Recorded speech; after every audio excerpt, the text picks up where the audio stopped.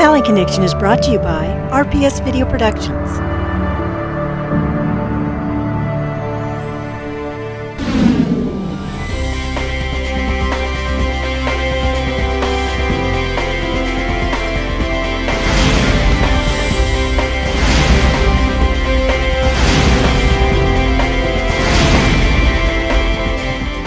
Welcome to this edition of the Valley Connection, where we spotlight our Valley's issues, concerns, and events. I'm Nancy Lopez. And I'm Cesare Hernandez, and we hope that you have had a great summer. Mine's been good. How about yours, Yes. Nancy? Hot, but good. Hot, yeah. but good. Exactly. I'm ready for it to cool down now.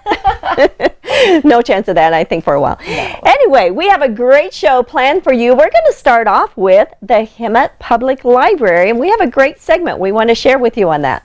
And we're going to take you out to Diamond Valley Lake. I know you've been out there recently, I Nancy. have. Yes, We're going to learn about all the different activities that they have out there at the lake. Yes, and it's beautiful, so pretty out there. And then we're going to go to our local historian, Rob Lindquist, and he's going to share with us something on rock art. Rock art, yeah, down there in San Jacinto. Yes. Huh. And we are also going to speak with Brian Nestande. Now, he is our 42nd Assemblyman here in this district, and he's going to tell us a lot about what is happening out here in our area. So we have all of this and much more, so stay tuned. We'll be right back.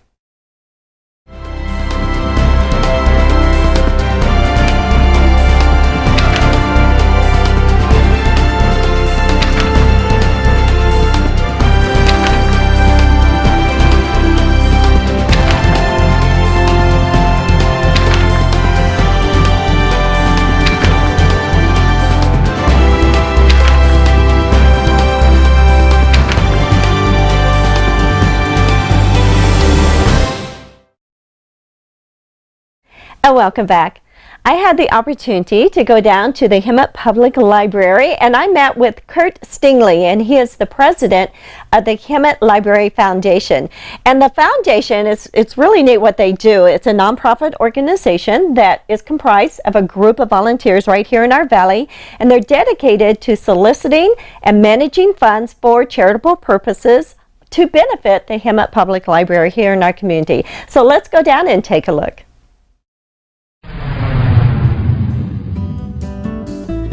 Hemet Public Library is the heart of our community, offering free public access to resources that inspire, entertain, and educate. A true asset to our community. Now let's join Nancy. I am here in downtown Hemet at the Hemet Public Library, and I am being joined by Kurt Stingley. He is the president of the Hemet Library Foundation. Welcome, Kurt. Thank you. I noticed as you walk into this gorgeous library that a beautiful mural is being created in the children's section. Give us some information about it. The foundation has commissioned a local artist by the name of Carolyn Henry, and she's donated her time to enhance the children's area here. Carolyn, I know you're over here. Why don't you come in here? And you had a lot of help in creating this. Is that correct? Wonderful help. And I want to give you their names that are working on this mural. Their names are Wyatt Johnson and Donnell Jackson, Julian Ortez, and Serena Arden. And they have been so helpful. I know you. Yes, and I know we have a lot of talented people here in the Valley. You know, I've seen your sketches, and it kind of depicts Hemet's history, and I couldn't help but notice there is a scene I actually recognized, and that is me. I know this person when I played Ramona, so now I will be on the wall in the Hemet Public Library, so thank you. Perfect. Excuse me. I know, you got lots of work to do. Now, the Library Foundation, you guys do a lot of work, and I know you have an exciting event that's going to be coming up soon. We have a golf tournament coming up Saturday, September 28th, and we are using that golf tournament to raise funds for the adult literacy program. Kurt, what are some of the benefits of the adult literacy program? Well, if you think about it, Nancy, every day people use reading. And without reading, you can't fill out job applications, you can't read to your children at night. There's a whole variety of things that involve reading and writing. Right, filling forms and, I understand even helping with the GED, passing that, getting that, and There are many things that can enhance a person's life by reading and writing. we actually have a short clip that we would like to show you of someone who has actually gone through an adult literacy program. I work with severely handicapped 18 to 22-year-olds. I can understand the fear and the struggles they go through. Christy Klontz struggles with reading and writing. My dad would do things like hand me a dictionary, and because I couldn't spell, and he'd say, "Here, find the word." And I would tell him, "Dad, I can't find the word. They all look the same." I remember in elementary school being sick, not able to go to school. You know, I would get a stomach ache or make up excuses why I couldn't go to school. I was officially diagnosed when I was 40 years old that I'm dyslexic and I have a visual processing disorder. That was actually really a relief that because all your life you hear, "Oh, you're just lazy, you're not trying hard enough." He apologized to me and he said, "You know what, I'm really sorry." And that was very healing for me. I mean, life is hard. And I know a lot of people have had a hard life, but when you start reading and writing and educating yourself, things do get better. I would never, ever imagine I would be where I'm at now, especially going to college. It is so worth it to do it. It's not fast, but it's worth it. You can stand a little straighter and feel good, like you can take on the world. Libraries change lives.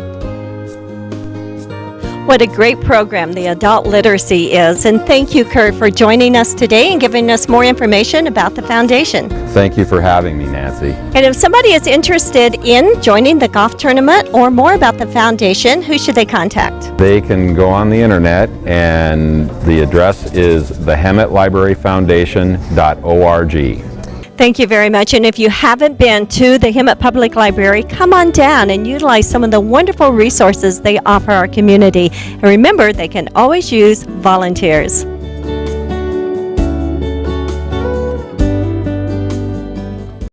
Hi, I'm Michael Huerta of the Hemet Library Foundation, a nonprofit group dedicated to raising funds for the needs and enhancement of the Hemet Public Library for all members of our community. We would like to invite you to participate in our second annual Golf Classic fundraiser on Saturday, September 28th. All proceeds will benefit the Hemet Adult Literacy Services and other needs of the Hemet Public Library. Did you know 1 out of 5 adults in our valley are functionally illiterate? Help us support the Hemet Public Library Adult Literacy Services by participating in our second annual Golf Classic fundraiser on September 28th. Come out and enjoy 18 holes of golf and a great lunch along with awards and raffle prizes. For more information, go to our website www.thehemetlibraryfoundation.org or call us at 951-663-5555. Hope to see you there. Hi, welcome to the Estadio Mansion. My name is Lynn and I'm here with the Mayor of San Jacinto, Mark Bartel.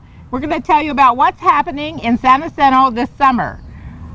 In August, we're going to have summer concerts here on the grass behind the Estadio Mansion on August 7th, August 14th, and 21st. These concerts are free. Bring a blanket or bring a chair and enjoy some wonderful music with the city of San Jacinto. On September 15th, we're going to celebrate Hispanic Heritage Day. We're going to close Main Street. We're going to have live music, food, the mayor dancing in the street, probably a car show. Come on out from 2 to 8. Should be a great day for everybody. On September 20th, 21st, and 22nd, we'll be having the Ag Fest right here on the beautiful grounds of the Estadio Mansion. Let's look at some highlights.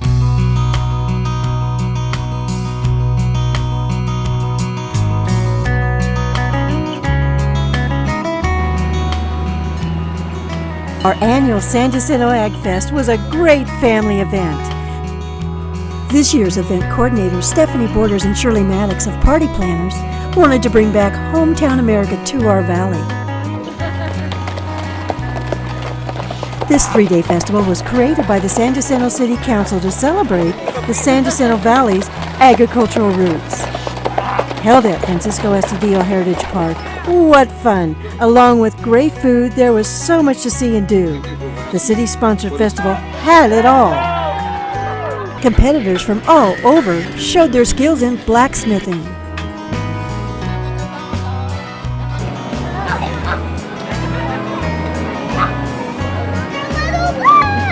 Oh, that's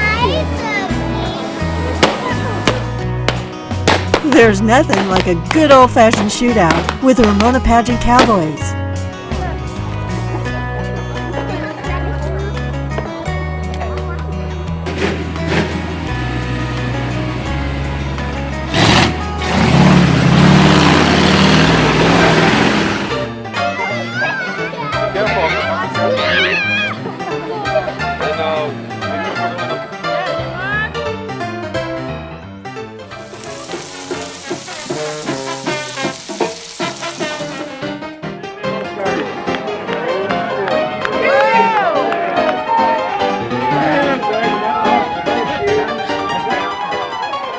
Crowds enjoyed the competition in hay stealing, hay squeeze, and hay bucking. We spoke with a group of winners on what their strategy was to win. I didn't work at it some more. When you get tired, work a little more. My strategy was just to get the bales stacked up as tight as we could, just so they'd fit right and nice, and so we could just drive off nice and slow. My grandpa was a hay broker. I'm a third generation hay, person that deals with hay. I take a lot of pride in my work, and I try to do the best I can whenever I can. And that's pretty much it.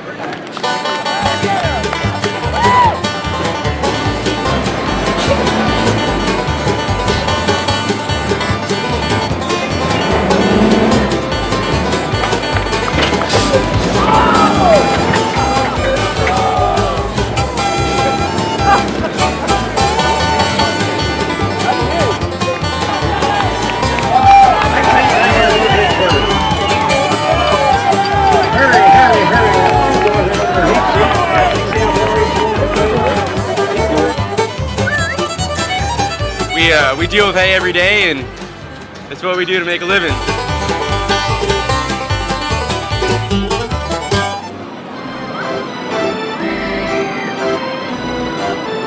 As the cooler nights took hold of our valley, people came out in droves to enjoy the carnival rides along with many of the other attractions.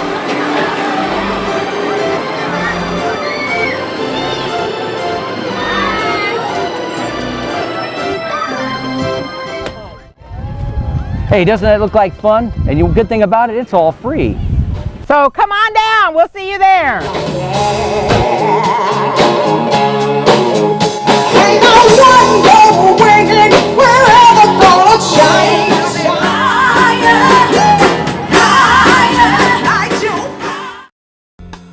White Feather Investigations has been serving Southern California since 2002. We are a success-oriented agency and are experience-driven with a documented track record of positive results. By using advanced investigative technology and surveillance techniques specifically developed by our company, we give our clients the best possible outcome while still working within their budget. White Feather Investigations, uncovering deception and seeking the truth for you.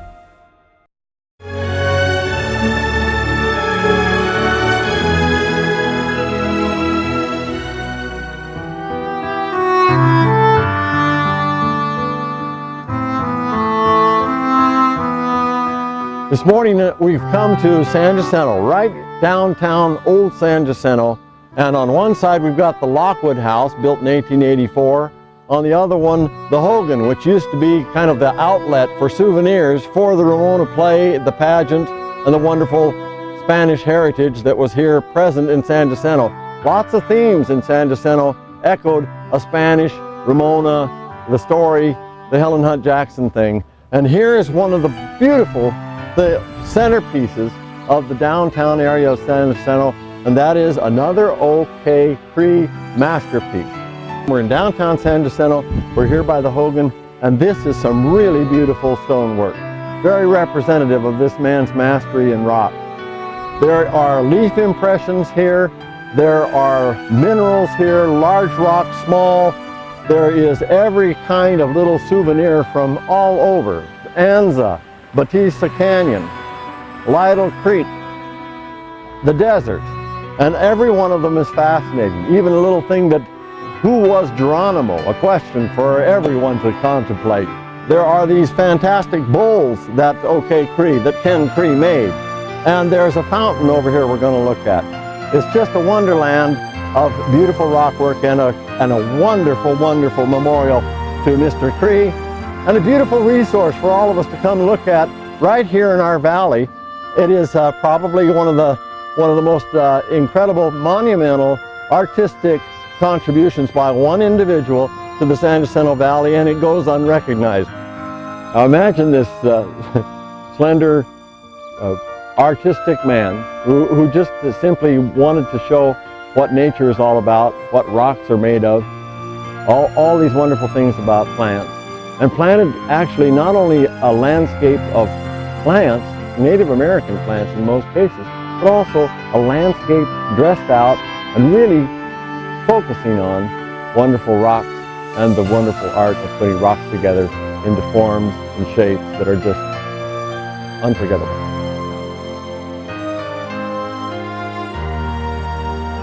You've got to come down here and see this wonderful park. It's a little park right here in San Jacinto. It was built in 1937, again by Ken Cree. What a tremendous talent.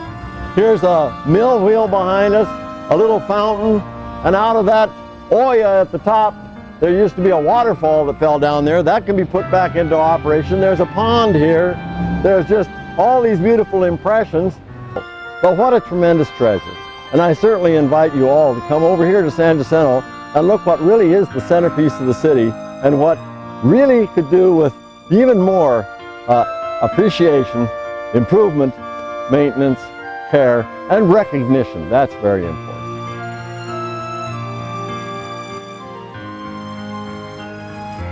Before we leave, I've just got to show you something that'll bowl you over. This is the biggest bowl in the San Jacinto Valley. This is typically Kenneth Creek at its best, with cactus, with the natural planting. So come see it. Let the kids see what a real big bowl is all about and what the beautiful Kenneth Gardens present to us, the people of San Jacinto and Hemet, as our legacy in stone.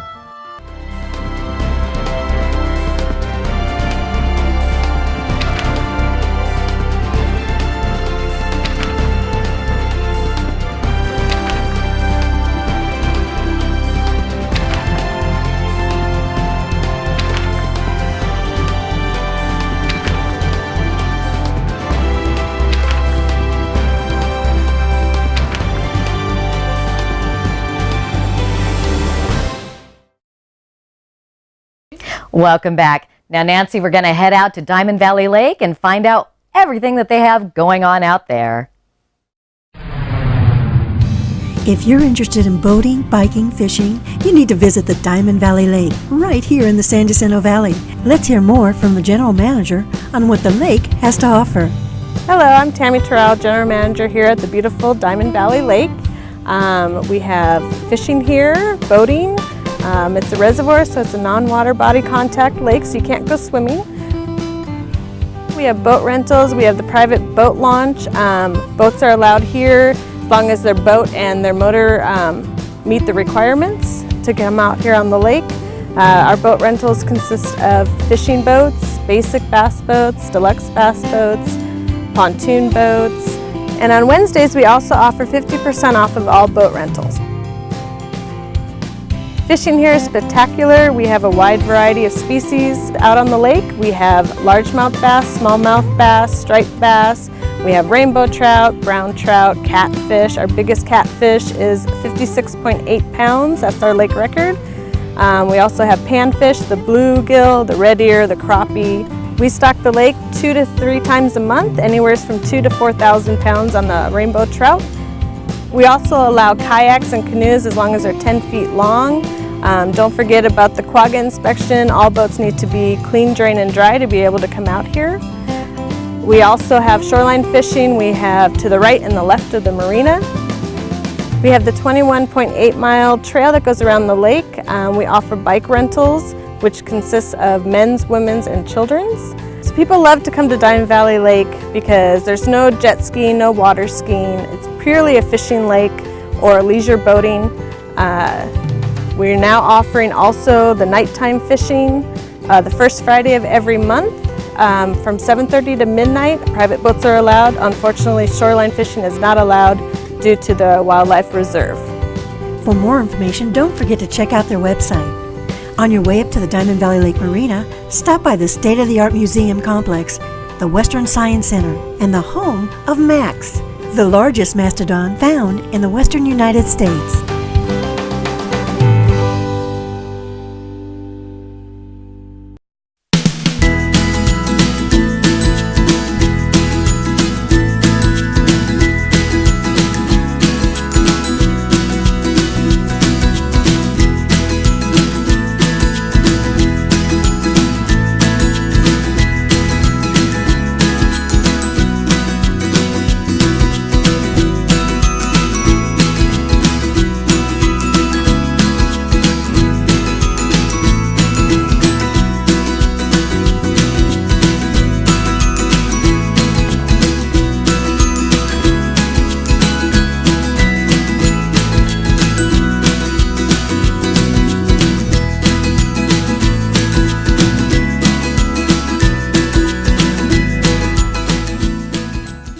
Welcome back to the show. Joining me now is State Assemblyman Brian Nestande. And Brian, thank you so much for taking time out of your very busy schedule to be here. Oh, it's my pleasure. Thank you for having me. First of all, tell me, where does the 42nd District encompass? What area is that?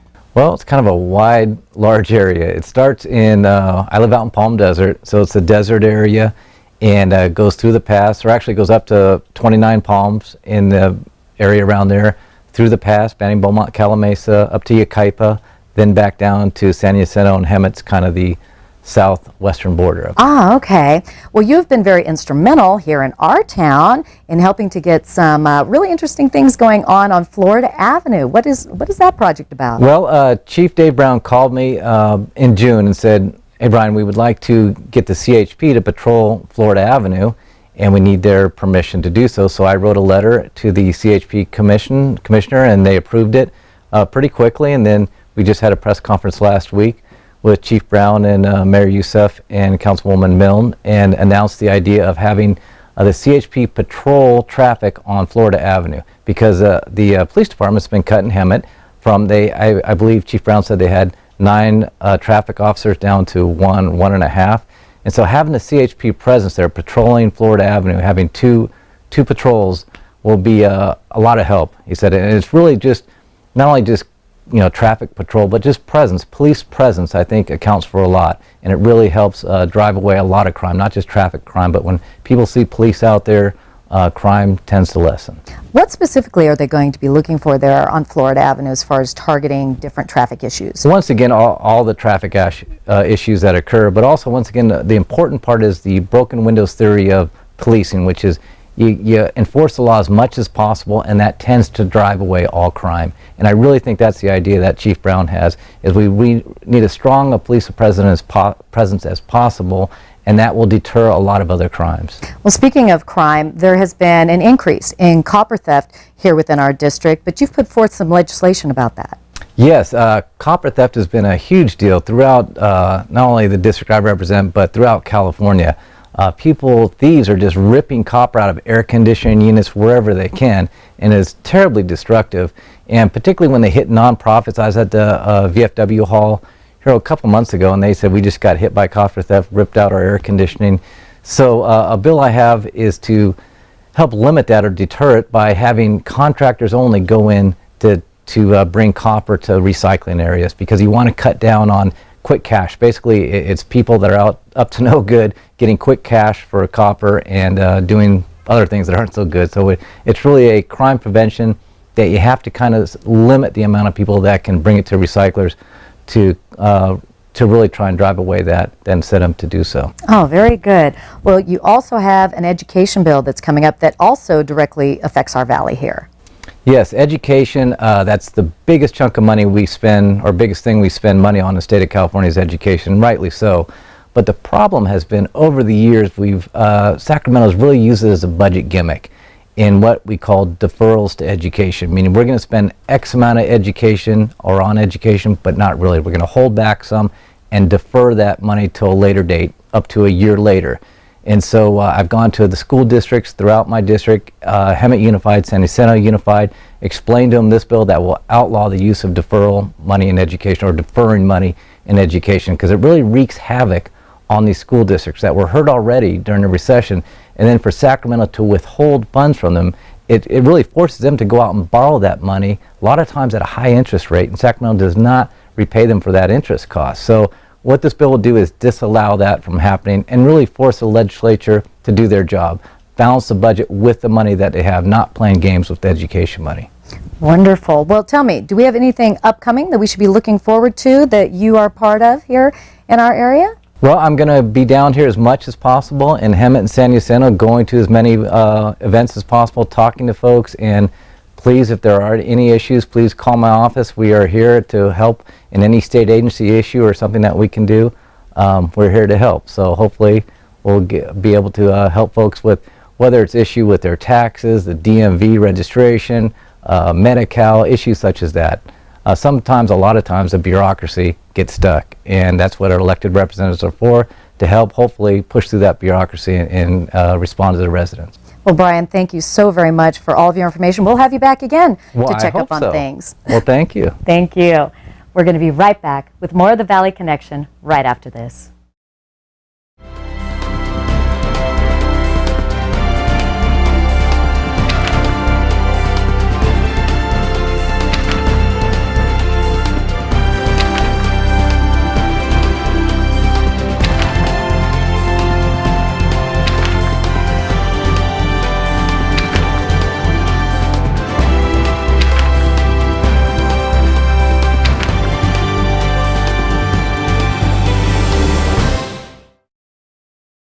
Welcome back. And Nancy, as we close out the show, I would like to personally invite all of you to come up to the Ramona Bowl to see Zorro. We have a few remaining performances left on August 10th, August 17th, and August 24th. Now, all of these start on Saturday evening at 6 p.m. And you know what, Nancy? It's only an hour-and-a-half show, and it is so much fun. So be sure to go to ramonabowl.com, or you can just walk up there and get tickets right at the beginning of the performance. And speaking of websites, go to our website, thevalleyconnection.net, where you can see this information and much more that is happening in our valley. And speaking of fun and events, I want to be sure and plug Jazz in the Pines. It's up in Idlewild. It's an annual event. It's over 2 days. It's going to be August 17th and 18th. You might want to get your tickets early because it is a very popular event, and the information for tickets is listed on the screen below. And also, just to recap events here in our valley, down there in San Jacinto, they are having the Hispanic Heritage Celebration on September 15th, and we want to remind you, don't forget the Ag Fest, which is also a very popular event in San Jacinto, and that's going to be held over 3 days, a Friday, Saturday, and Sunday. The dates for that is September 20th, 21st, and 22nd, and it will be held at the Estadio Mansion. And if we haven't given you already enough to do, don't forget about the golf tournament happening for the Library Foundation on September 28th. Yes, and we really appreciate you joining us, and we hope that you enjoyed the show as much as we enjoyed doing it. So please join us next time for more of The Valley Connection.